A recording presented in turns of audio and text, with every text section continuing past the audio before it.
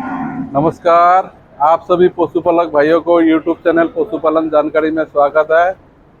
जैसे बरसात का सीजन चल रहा है, आप पशु में ये लाम्पी स्किन डिजीज जो सा है ये चालू हो गया है, चारों ओर हो रहा है, यहाँ पे अभी तक आया नहीं है। लाम्पी स्किन डिजीज जिसको हम LSD बोलते हैं, बहुत सारे स्टेट में इसको चमड़ी के गठ्ठी का भी बीमारी बोलते हैं। ये रोग बारिश खत्म होने पे या सर्दी जब शुरू होता है तभी ये रोग बहुत ज्यादा फैलता है, क्योंकि इसी टाइम पे मच्छर मक्खी टिक्स बहुत ज्यादा होता है और इसका प्रकोप भी बहुत ज्यादा होता है, क्योंकि यही टाइम इसका ब्रीडिंग सीजन होता है। इसी मच्छर मक्खी या टिक्स इस बीमारी का वाहक होता है। ये रोग गोवंश जिसको हम गाय या तो बैल बोलते हैं उसी में ही होता है, लेकिन अन्य पशु जैसे भैंस ऊंट घोड़ा हिरन में भी आजकल ये बीमारी फैल रहा है। लेकिन गाय के तुलना में ये बीमारी उस जंतु में बहुत ज्यादा खतरा नहीं होता है।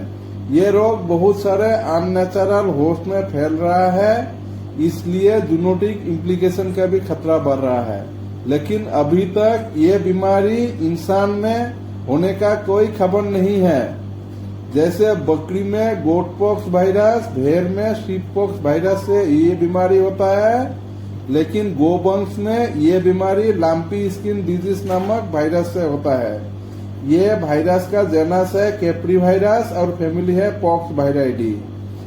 ये रोग सबसे पहले दिखाई दिया था 1929 में जाम्बिया नामक अफ्रीका देश में। बहुत साल तक इस रोग को अफ्रीका में ही रेस्ट्रिक्ट करके रखा गया था, लेकिन 2007 में अफ्रीका के गांव में ये बीमारी गोवंश में बहुत तेजी से फैलते गया। इसके बाद 2010 में ये बीमारी मिडिल ईस्ट तक फैलते गए और अरब कंट्रीज तक पहुंच गया। 2013 में ये बीमारी टर्की में फैल गया। इसके बाद ये बीमारी बांग्लादेश और चाइना में भी फैलते हुए इंडिया में घुस गया और इंडिया में सबसे पहले इस बीमारी का रिकॉर्ड किया था 2019 में उड़ीसा में। उसके बाद उड़ीसा से ये बीमारी पूरा देश में फैलते गए, लेकिन ये बीमारी महाराष्ट्र गुजरात में हुआ था। उसके बाद जब राजस्थान में ये बीमारी आया तो ये बीमारी बहुत खतरनाक और ये जो महामारी का रूप धारण किया था, जिसमें 10% तक बीमार पशु मर गया था और जो जिंदा रहा उसका भी हालत बहुत खराब रहा। अभी पंजाब में ये बीमारी बहुत भयंकर रूप से फैल रहा है। ये महामारी का रूप धारण किया है। ये एक फार्म से दूसरे फार्म के एक पशु से दूसरे पशु तक फैल रहा है। मेरा यह पशुपालन जानकारी चैनल है और मैं एक वेटनरी डॉक्टर होने के नाते मेरा भी ये कर्तव्य होता है कि मैं इस बीमारी के बारे में आपको जानकारी दे दूं, ताकि आप इस बीमारी के बारे में जान के सावधान हो जाए और आपका पशु को इस बीमारी से बचा के रखे। ये बीमारी कैसे फैलता है? ये बीमारी मक्खी मच्छर और टिक्स जब एक बीमार पशु के स्किन में बैठता है और वहां से जब दूसरा हेल्थी पशु के संस्पर्श में आता है तब ये बीमारी फैलता है। एक बीमार पशु को जब हम नीडल से खून निकालते हैं या तो इंजेक्शन में नीडल यूज करते हैं, और वही नीडल जब हम दूसरा हेल्थी एनिमल को यूज करते हैं बिना साफ किए, तब ये बीमारी भी फैलता है। एक बीमार पशु के कांटेक्ट में जब दूसरा हेल्दी पशु आता है तब भी ये बीमार फैलता है। जो आदमी पशु का देखभाल करता है, खाना पीना डालता है, दूध निकलता है, और वो जब दूसरा हेल्दी पशु के पास जाता है तब भी ये बीमार फैलता है। बीमार पशु के मुंह और नाक से जो सा लार गिरता है इससे भी ये बीमार फैलता है। और बीमार पशु का चारा, बचा हुआ चारा जब दूसरा हेल्दी पशु खाता है तब भी ये बीमार फैलता है। इस बीमारी में लक्षण क्या आता है? इस बीमारी होगा तो भी पशु में 4 से 12 दिन तक कोई लक्षण नहीं दिखाएगा। इसको हम इंक्यूबेशन पीरियड बोलते हैं। उसके बाद पशु का पहला लक्षण दिखाई देगा बुखार, जो 104 से 105 डिग्री फ़ारेनहाइट तक होगा। ये 1 से 3 दिन रहेगा। इसके साथ साथ उसके नाक और मुख से लार जैसा पानी गिरता रहेगा और आंख से भी पानी निकलेगा। उसका लिम्फ नोड जिसको हम गार्ड बोलते हैं वो फूल जाएगा, खाना पीना कम कर देगा और वो चलना फिरना कम कर देगा और एक ही जगह पे खड़ा रहेगा या तो फिर बैठा रहेगा। साथ में स्किन में 4-5 दिन में छोटा छोटा दाना जैसा दिखाई देगा और वो बढ़ते बढ़ते साले बन जाएगा और उसमें पानी भर जाएगा। वो बाद में सख्त हो जाएगा और गांठ बन जाएगा। इसके वजह से पशु में दर्द, मायूसी और लंगड़ापन आ जाएगा। 2 से 3 हफ्ते बाद ये गांठ छोटा हो जाएगा और सख्त हो जाएगा और स्किन में साफ साफ दिखाई देगा। कुछ गांठ फट जाएगा और स्किन में सुराख बन जाएगा और इसमें बैक्टीरियल इन्फेक्शन का चांस बढ़ जाएगा। पशु खाना पीना छोड़ देता है और अगर सही टाइम पे इसका ट्रीटमेंट चालू नहीं किया गया तो पशु मर जाता है। जो सा दुधारू पशु है उसका जो है दूध कम हो जाता है, गाभिन पशु बच्चा गिरा देता है। और जो सा साढ़ जो सा बूल है उसका वो अगर इन्फेक्ट होगा तो उसका बच्चा पैदा करने का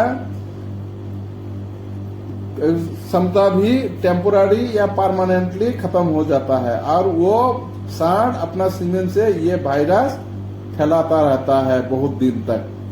आपका फार्म में ब्यूटोक्स का स्प्रे कराए, चूना पाउडर छिड़काव कराए, फायर बर्नर का इस्तेमाल कराए और बार बार धुआं का इस्तेमाल करें। जैसे कोरोना बीमारी चाइना से फैल के पूरा दुनिया में कहर मचाया था, ऐसे ही ये बीमारी पूरा इंडिया में फैल रहा है, कहर मचा रहा है। इसके बारे में पशुपालक को उतना जानकारी नहीं है, तो पशुपालक से ये सलाह है कि आप लेट ना करके इस बीमारी का वैक्सीन लगवा लीजिए।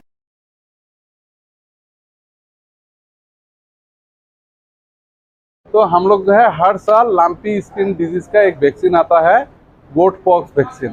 वो वैक्सीन हम जो है लगाते हैं, पिछले साल भी लगाए थे तो इस बार भी जो है हम लोग लगा रहे हैं। तो लाम्पी स्किन डिजीज का जो सा वैक्सीन है ये गोट पॉक्स वैक्सीन होता है।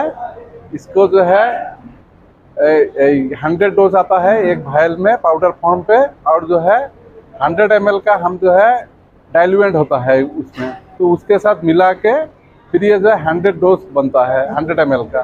तो उसको फिर हम लोग जो है 1 ml साप्टाट सब पशु को जो है लगाते हैं।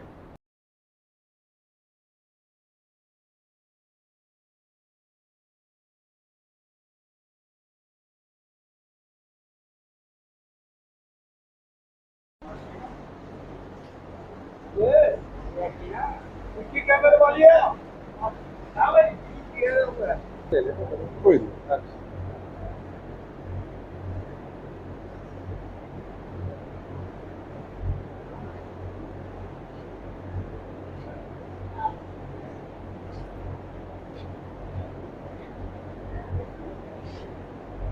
छोटा सिरिंज है ना? हाँ जी। नहीं, सिरिंज छोटा वाला ले आया, नहीं ले आया। हाँ। होना नहीं तो थे जी तो कोई नहीं, वो वाला तो सर हलो सर आगे चलता नहीं है सर भरना पहले इसको सर।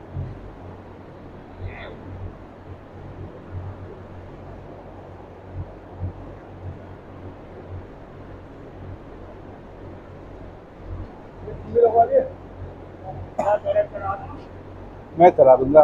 हाँ जी।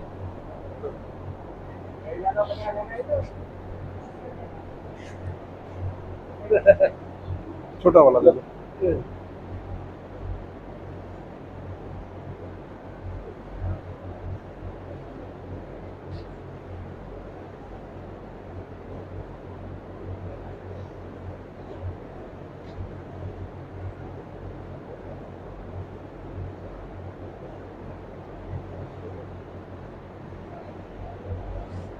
दूसरी में तुम भैया और फिर नहीं देते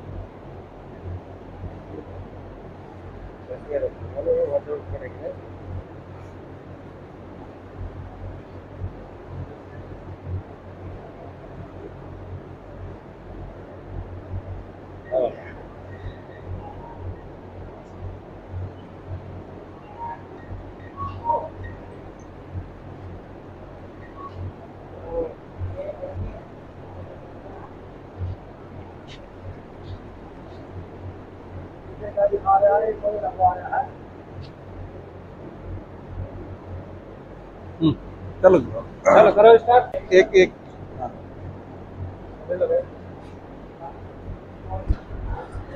हाँ फटाफट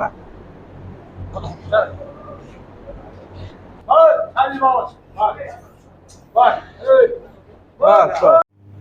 पशुपालक भाई से मेरा यही सलाह है कि अगर आपके आसपास ये बीमारी नहीं फैला है तो आप इंतजार ना करके अपने नज़दीकी डॉक्टर साहब को मिलके बाजार में जोन सा भी वैक्सीन मिलेगा वो ले आके अपना पशु को लगवा लीजिए। लेकिन आपको एक बात बोलना जरूरी है, ये LSD virus, goat pox virus और शीप पॉक्स वायरस, ये तीनों वायरस जेनेटिकली एक जैसा होता है और सीरोलॉजिकली ये तीनों को हम डिस्टिंग्विश नहीं कर सकते हैं। इसीलिए इस बीमारी के प्रतिरोध के लिए हम गोट पॉक्स वायरस वैक्सीन भी यूज कर सकते हैं, लेकिन इसका असर एलएसडी वैक्सीन से थोड़ा सा कम होता है।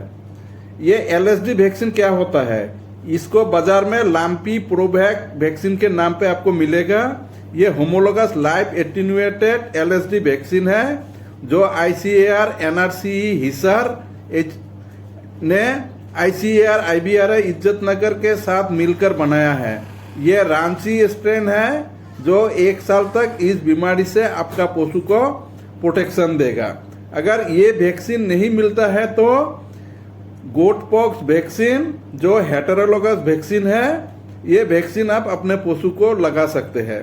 ये गवर्नमेंट ऑफ इंडिया ने परमिशन दिया है कि ये वैक्सीन आप गाय या तो कैटल में लगा सकते हैं, लेकिन इसका असर थोड़ा सा कम होगा। बाजार में आपको आईआईएल हैदराबाद का जो वैक्सीन बनाया है वो मिल जाएगा, और भी बहुत सारे कंपनी का मिलेगा, लेकिन हम जो है ये आईआईएल हैदराबाद का जो सा गोट पॉक्स वैक्सीन है, ये वैक्सीन हम लोग यूज कर रहे हैं। एक बात और आपको क्लियर कर देता हूं, जोन सा दूध है, ये दूध में भी ये वायरस जाता है, लेकिन दूध को अगर हम पूरा गर्म करके पिएंगे तो कुछ नुकसान नहीं होगा, क्योंकि ज्यादा गर्म दूध को अगर बॉयल करेंगे तो ये वायरस उसमें जो है मर जाता है। लेकिन कोशिश ये करना है बीमारी पशु का दूध ना बच्चे को पिलाना है, ना खुद पीना है, ना उसका दूध निकलना है जब तक वो बीमार है, क्योंकि पशु पहले से ही बहुत कमजोर होता है। जब पशु ठीक हो जाएगा उसके बाद वो पुराना अपना जितना दूध था उसी दूध में आ जाएगा, तो आप उसको जो है तब उसका दूध निकाल के यूज कर सकते हैं। इस बीमारी का ट्रीटमेंट के भी बारे में आपको जानना जरूरी है। जो पशु बीमार है उसको तुरंत आप ट्रीटमेंट चालू करना है। ये वायरल बीमार है तो इसका डायरेक्ट कोई ट्रीटमेंट नहीं है, लेकिन इसका जैसा जैसा लक्षण दिखाई देगा उस हिसाब से आपको इसका ट्रीटमेंट करना पड़ेगा। जैसे इस बीमारी में बुखार, दर्द, सूजन होता है तो इसके लिए आप मेलोनेक्स प्लस या तो फिर पैरासीटामोल का बोलस या तो इंजेक्शन आता है, या मेग्लूडाइल, यूनिजीप आता है, वो भी आप इस्तेमाल कर सकते हैं। इस बीमारी में एलर्जी होता है, खुजली होता है, इसके लिए आप जो है जो सा सीपीएम बोलते हैं हम, एबिल, उसका इंजेक्शन या टेबलेट आप यूज कर सकते हैं। अगर पशु अगर खाना नहीं खा रहा है तो आप जो है उसको आईवी चढ़ा सकते हैं, मल्टी विटामिन का इंजेक्शन या तो सिरप दे सकते हैं। लेकिन सब पशु को इस टाइम जो है जो एनर्जी बूस्टर है, एनाडाइना सिरप, वो आपको देना है। और इस बीमारी में जो सा अपॉर्चुनिस्टिक बैक्टीरिया है वो जो है फैलने का चांस होता है, इसलिए एंटीबायोटिक का कम से कम 5 से 7 दिन तक आपका इसका कोर्स जो है करना है। और पशु को हरा चारा, दलिया और बैलेंस डाइट देना है।